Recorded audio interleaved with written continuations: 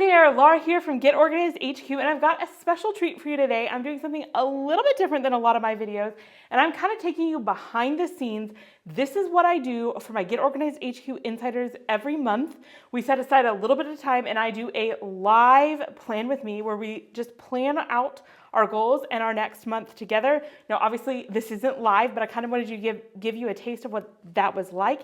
And also, I thought you would benefit from this because this is actually the first time in years that I accomplished. Would you like to know how many goals I accomplished this past month? 0, none. And I'm going to show you why that's okay. If that's happened to you, you don't need to panic, and how we're going to proceed from here. So I thought this would be really helpful for you. Now, if you're interested in getting one of these every month and you want to find out more about the insiders, there'll be a link about that down below. But let's go ahead and dive in. Now, this is specific to like the time that I'm doing right now, but I actually think if it's a different month, if it's 6 months from now, a year from now, you'll still find this information valuable.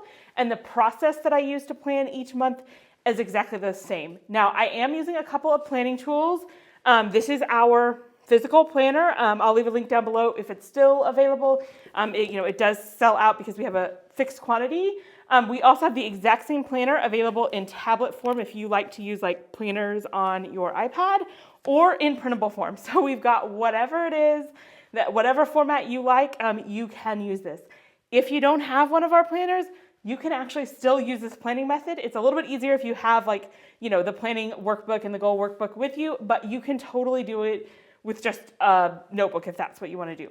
All right, so in the beginning of the year, we mapped out all of our goals, and I'm going to link to a video where I talk about that if you're interested in seeing how that is. But now we are at the end of October when I'm filming this. It'll probably be published a little bit later than that. And we are going into November. So the first thing I do when it's time for this is I review how I did on my goals the month before. Now, it is really, really important that we do not carry over goals from the last month automatically. We are starting with a fresh slate. So for each goal, we evaluate how we did we do it, did we not? And if we would like to carry that over to the next month, we do that. If not, it's not an automatic carryover. It is a clean slate. And also note that at the beginning of the year, while I set a lot of goals and I write them down and I write down ideas as well, I don't ever map them out to specific months or weeks or days. I do that when it's closer to time. So what that means is there's no such thing as getting behind. I had nothing mapped out already for November, so I'm starting November exactly where I am. So I'm not like the fact that I did nothing in October of my goals, I didn't literally do nothing, then I'm at a better place to go forward with that fresh start and clean slate here in November. That's a hard word to say, apparently. I'm in a much better place and I'm not feeling discouraged. Okay, so now everyone's goals is different. I just like to share mine because I think it's just fun to hear what people's goals are.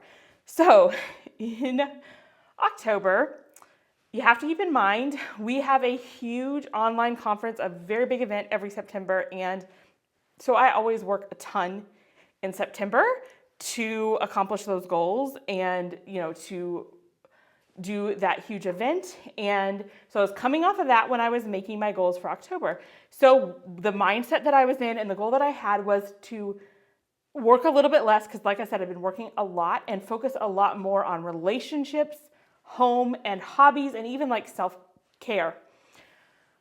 So my goals, of which I did not accomplish, one of them was to take 2 days completely off of work, meaning like 2 work days off of work. I don't even know that I took a weekend day off of work, so I completely failed that one. Another one, I had goals related to some craft projects that I wanted to do because I just enjoy taking a little bit of time for crafting.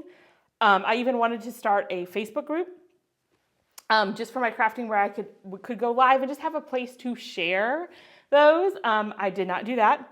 Not only that, I didn't actually do any crafts. I had a home decor project that has been on my list for about a year. I can envision it in my head. I know what I want it to be. I did not even start that. And I also wanted to do some home organization projects that I had put off for a while. And I'm trying to think, did I actually do any? I might have done a couple of very tiny things. So All in all, none of my goals got done. Like I said, this is the first time in years. So this is where I'm at now. So that really gives me a chance to evaluate. And it's really important not to be too emotional about this. Like I could sit here and I could beat myself up and be like, I can't believe you can't even decorate one wall in your dining room. Like, and I'll be honest, sometimes that's like the first thing I want to say to myself. Like I want to berate myself. I want to tell myself how all these other people managed to accomplish all this. What's wrong with you? Like sometimes that is the first thing that comes to mind. And maybe you are the same way when you're looking at your goals, especially if you didn't achieve them. But that is going to help absolutely no one. Don't do that. Don't do that. Like I have to preach this to myself.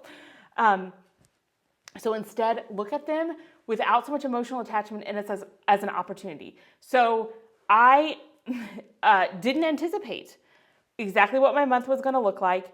And instead of beating myself up about it, I'm asking myself, why? Why didn't I achieve these goals? And with each goal, I like to ask myself, why? And I have some specific reasons. Was this not important to me? It's possible, like sometimes I set a goal and I think I really want to do that. Like maybe I wanted to learn how to decorate cakes and then I realized, you know what? That's not actually that important to me and that's okay. So some goals may be crossed off for that. And a couple of the craft projects that are on my list, I mean, I would enjoy doing them, but they're not super important. So that's one reason why we can just take them off the list and not worry about them. The other is they actually still are important to me. Like I really want to do them. And like the taking a couple of days off of work, the organizing projects, those are important to me. I don't want to just say like, no, we're not doing that. That's important to me. And so I have to evaluate, so why didn't I do these? And I have an answer, you know, your answer will be totally different than mine. Mine, in looking back, this was a wake-up call to realize that while I had planned to work less, some of the responsibilities on our team shifted right after our big event, which meant that way more stuff was landing on my plate to get done. And I hadn't really stopped to think about the fact, oh, so now I'm adding some additional work responsibilities and those are going to take some time. Like I just hadn't thought about that. So now I'm in a much clearer space and I realize I chose to fulfill some of my work responsibilities over these things. I am okay with that. You may evaluate and you may realize, actually, I wish I'd made a different decision. Like that isn't what I wish I did. So you can change it going forward. But now I have a decision to make for next month. And this, I really did agonize over this. And I think this is just one of the hardest but most beautiful parts about sitting down to plan your goals is it's really, really tempting. So what I was tempted to do, and this is probably going to be your instinct as well, I was super tempted to simply take all those goals from last month and put them on this month because I kind of really do want to do them without deciding what to take off my plate. That wasn't going to work. I would be right back here at the end of November again if that's what I did. So we have to take some time to seriously consider. So I took each of those goals and I said, okay, when it comes time to plan next month's goals, taking 2 days off of work, how important that is that to me? And like, again, my first instinct was like, oh yeah, I totally want to do that. Okay, what work projects am I going to take off my plate so I can accomplish this? Ooh, that becomes a little bit harder. Well, what do I not want to do? Should I not run my Black Friday sale? No, I still really want to do that. Okay, well, maybe I shouldn't run, like maybe I should stop posting YouTube videos. Oh, but I really want to do that. Maybe I should stop, like I had a long list. And I went through each of those things and I was like, nope, I don't want to take that off the list. Nope, I don't want to take that off the list. So what I determined after thinking about it is that actually getting the work done is more important to me than taking a rest day.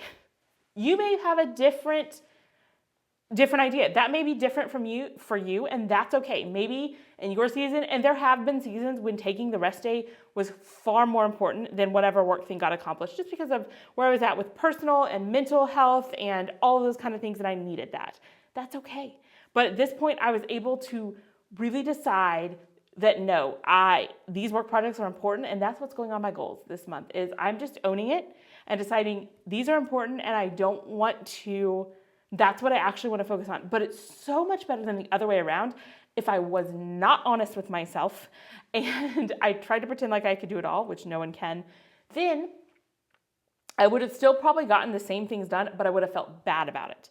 I wouldn't have been intentional about it. So that intentionality is so important.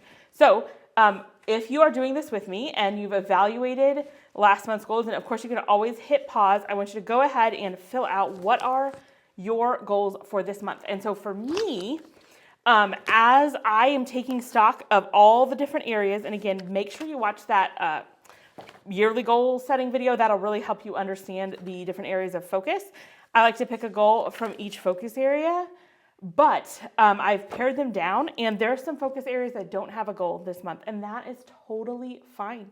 Not every focus area does. This is a heavy focus on work, and then for home, I'm only focusing on a couple of organizational projects that are just going to help my family and home run more smoothly, but only the most important ones. So I'm not, focusing on some of the ones that I would enjoy, but wouldn't bring about the most results.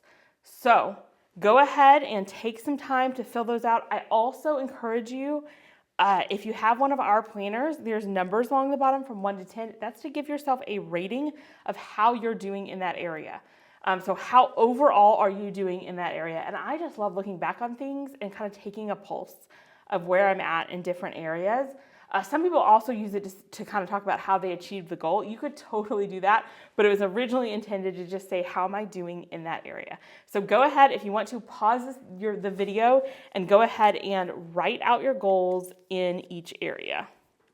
Okay, then after you have set your goals, I'd like to also take a little bit of time to fill out the calendar, make sure I know what the major events are, that I'm not gonna forget anything important. And then I also do something else that most people might find interesting to tack onto your monthly planning, but I clean all of my technology screens. So like my computer screen, my iPad screen, my computer screen gradually gets dirty and I don't even realize it. So as soon as I'm done with this video, I'm gonna stop and I'm gonna take a little bit of time to clean all of those off and kind of give myself that feeling of the fresh start. And especially because I work at my computer a lot and I see it a lot, I find it very refreshing to have that clean workspace to go to.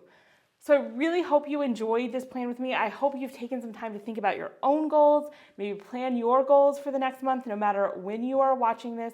It is never, ever too late, and you always get a fresh start. And if you're interested in doing this with us every month and maybe having a chance to share your own goals, which again, you're welcome to do in the comments down below, then make sure you check out the Insiders and join us there.